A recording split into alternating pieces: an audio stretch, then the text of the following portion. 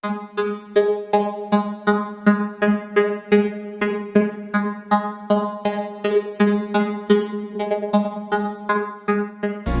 sore ini kita membahas kegiatan promosi kesehatan untuk tahun 2021. Sebagaimana yang sudah kita tahu, di tahun 2021 ini untuk kegiatan offline kita masih belum diperbolehkan. Jadi apa-apa sekarang harus online. Nah, supaya kegiatan tim kita tetap berjalan, apa ada ide dari teman-teman sekalian? Permisi Bu Nadia, mau sedikit menanggapi tentang ide dari Bu Nadia tadi. Bukankah kalau hanya konten YouTube itu akan menyulitkan para masyarakat atau mungkin orang yang mengakses yang tidak memiliki alat komunikasi yang baik atau mungkin sinyal yang baik? Apa kok bikin konten-konten seperti itu bagus. Setuju, saya setuju. Anggapnya aja ini salah satu ide. Mungkin masih ada yang lain. Ya Bu, mungkin juga bisa menggunakan platform Instagram, kan banyak nggak cuman, maksudnya bisa menjangkau anak muda gitu kan. Anak muda kan generasi yang masih produktif nih. Mungkin bisa menggunakan platform-platform lain yang lebih kekinian mungkin. Menurut saya Instagram itu kan harus di-follow ya. Kalau sasaran yang diedukasi itu adalah masyarakat umurnya menengah ke atas, maksudnya lebih tua, dia mungkin tidak familiar dengan Instagram. Terima kasih Mbak Isma. Untuk konten sebenarnya mau YouTube atau Instagram bisa ya. Kalau Instagram kita buka pun bisa tetap terlihat. Ya, mohon izin, karena nama saya Diki, Dok. Jadi kalau saya lebih cenderung ya semua media sosial kita pakai ya, karena kan zaman sekarang tuh anak-anak dimanapun juga, nggak di desa, nggak di kota itu kan pedang gadget ya. Jadi bahkan sekarang waktu juga udah merajalela, jadi istilahnya jadi konten menarik, jadi konten yang disukai gitu ya. Terus kalau YouTube ya kita mungkin bisa bekerjasama dengan para selebriti gitu ya, karena biasanya kalau kayak selebriti itu apapun yang mereka kerjakan tuh diikutin gitu loh. Udah benar yang disampaikan Bu Nadia tadi. Pak ini secuplah aja. Masa ngelibatin artis segala. Artis tuh butuh money, Pak. Pulus. Artis siapa? Samarinda artis siapa yang terkenal? Mending saya Pak masih terkenal. Iya, baiklah. Setuju saya. Izin masuk lagi ya Bu Dokter Nadia.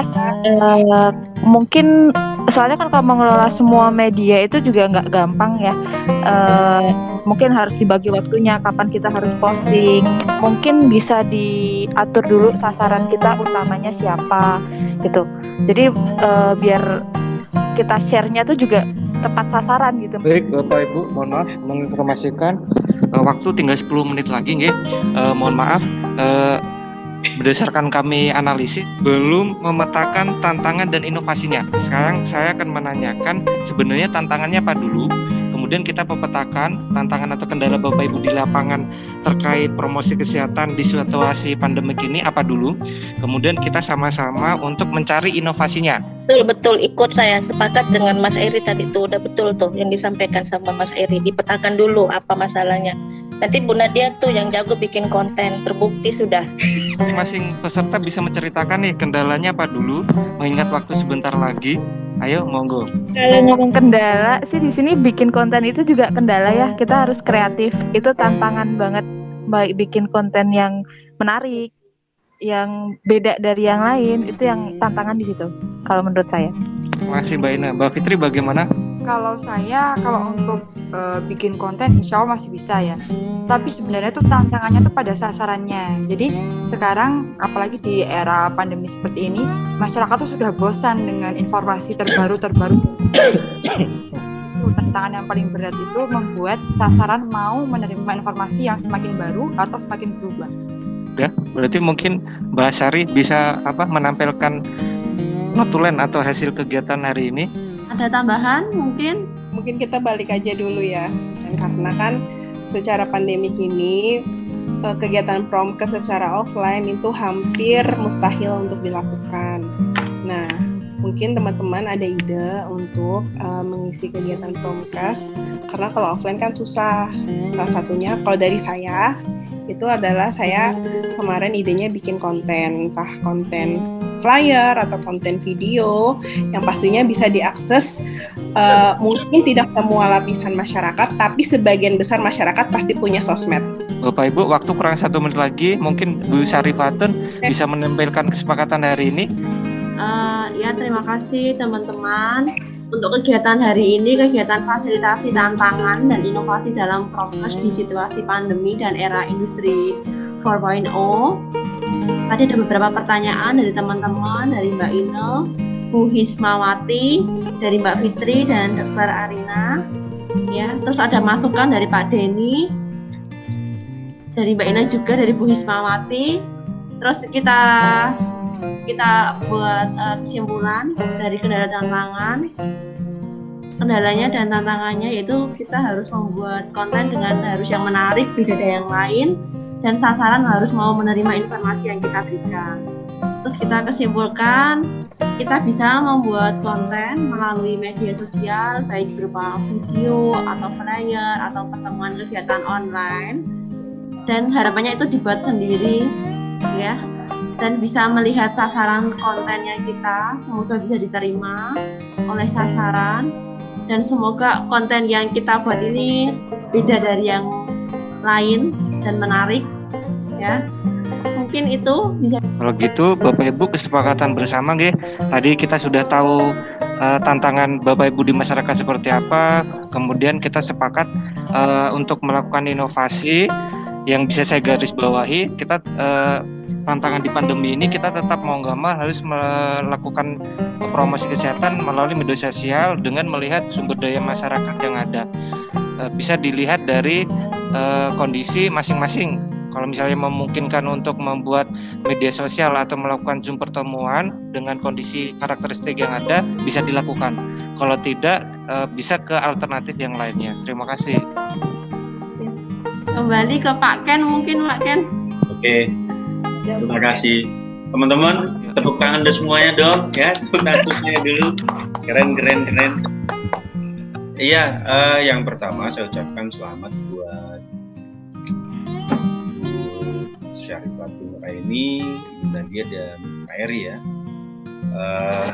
dengan durasi yang sangat singkat merancang proses. Jujur kalau saya dalam prakteknya juga lama sih merancang prosesnya, dan pasti kita semua begitu, tapi dengan durasi yang sangat singkat, memfasilitasi 20 menit itu juga luar biasa sebenarnya ya.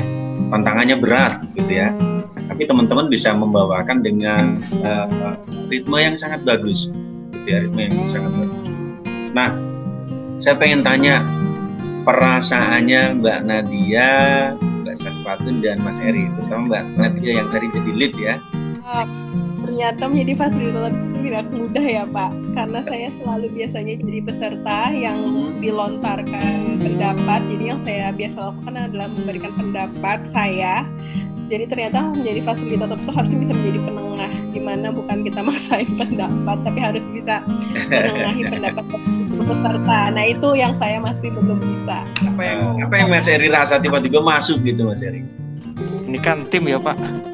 Karena jadi tim, melihat kok situasinya masih kurang beraturan, jadi ya untuk meluruskan aja, kembali ke jalan yang benar gitu. Tujuannya kita fasilitator di sedang itu apa, hasilnya apa gitu.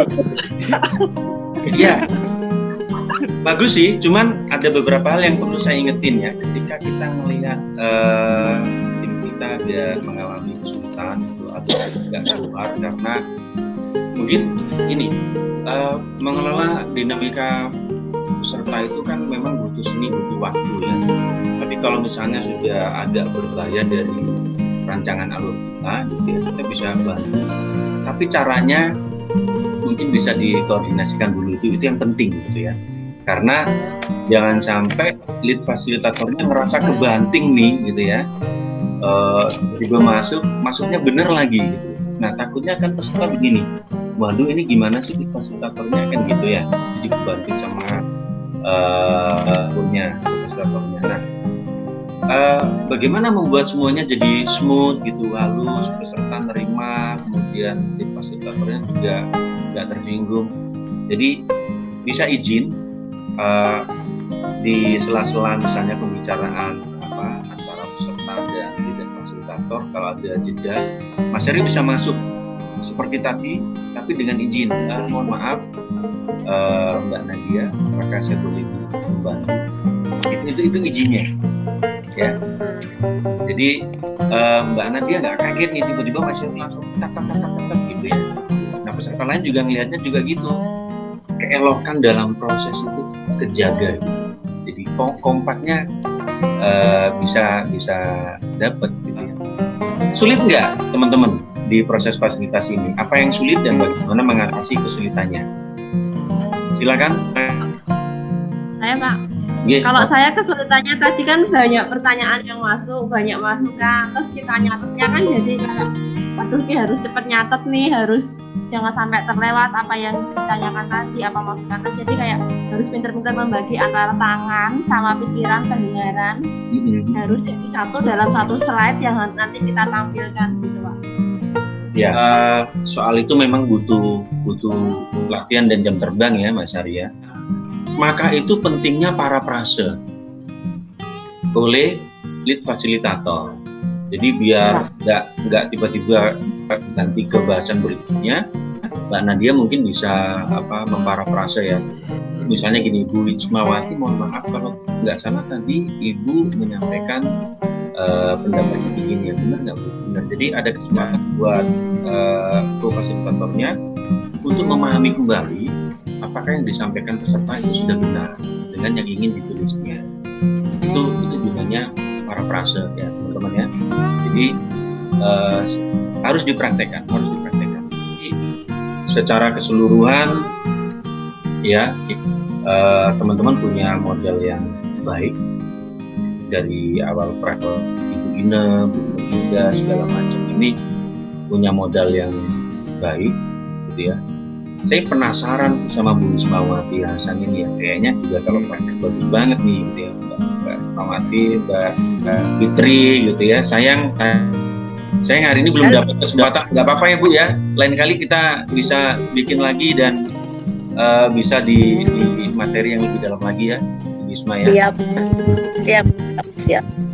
Oke, kalau misalnya cukup, saya ingin bertanya bagaimana perasaan Anda mengikuti proses pelatihan hari ini? Terima kasih untuk Pak Ken sama Pak Denny untuk kegiatan hari ini, sangat bermanfaat. Alhamdulillah mengikuti kegiatan ini seperti merefresh kembali ilmu-ilmu yang sebelumnya, karena pandemi hampir masuki tahun kedua kita tidak pernah lagi mengikuti kegiatan ini, dan semua yang tim PKRS kami berdelapan ini bisa dikatakan bahwa memang baru terpapar ilmu promkes, makanya kami antusias banget untuk ikut kegiatan ini. Ini pembelajaran baru lagi bagi saya sendiri, bagaimana mengenal karakter audiens kita, bagaimana observasi itu penting di awal, bagaimana membina hubungan antara audiens dengan fasilitator, terus bagaimana kita membaca bahasa tubuh audiens kita. Jadi ini bagi saya sendiri adalah ilmu yang bermanfaat dan benar-benar merefresh kembali ilmu-ilmu yang sebelumnya sudah pernah kami dapatkan. Gitu, Pak. Mohon maaf atas keusilan saya selama kegiatan. Terima kasih. Terima kasih. Sudah sangat luar biasa mengikuti sesi ini. Sukses buat teman-teman. Saya tidak ada keraguan sama sekali buat teman-teman bisa melakukan tugasnya sebagai promotor kesehatan ya. Kalau ada apa-apa bisa konsultasi langsung, dan yang terakhir terima kasih. Sukses buat teman-teman semua.